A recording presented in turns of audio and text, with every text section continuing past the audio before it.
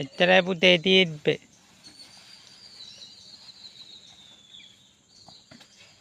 හැබැයි මේ කොස්කොල කන. කොස්කොල කන.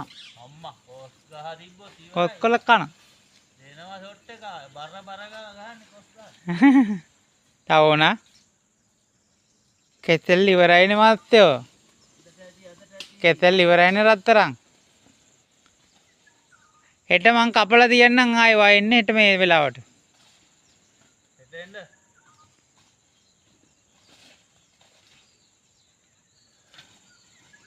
කෙසෙල් මේකත් ගලවලා දෙන්න ඕන වෙලාවක. හෙට આવුත් එහෙම.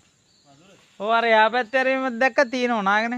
අපේ මේ අරෙන් කපලා මේ පැත්තේ තියෙන. ඇතුලේ ඔව්.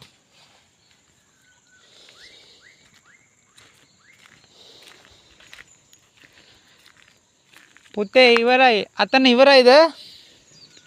ඉවරද? බුදු සරණයි හොඳේ. තුන්වන් සරණයි වාට හොඳේ. බුදු සරණයි. හොඳ මහත්තයෝ.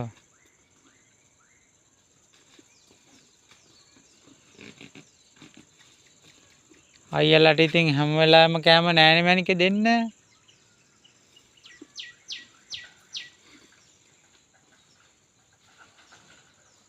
ඔයාලට තියෙන මනුස්සකම නෑ රත්තරනේ මේ ලෝකේ කිසිම මනුස්සයෙකුට. දන්නවද?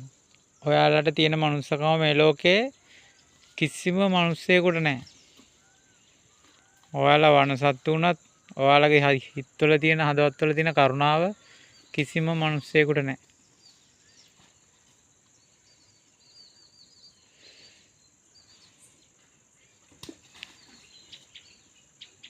ඊළඟ ආත්මේ මිනිස්සෙක් වෙලා උපදින්න ඕන හොඳ ගතිගුණ තියෙන. හොඳේ.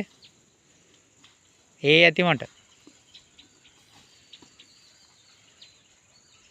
ආයේ නෑ පුතේ කෙසෙල් පඳුරම කෙසෙල් පඳුරම ගලවලා දුන්නනේ වාට මං.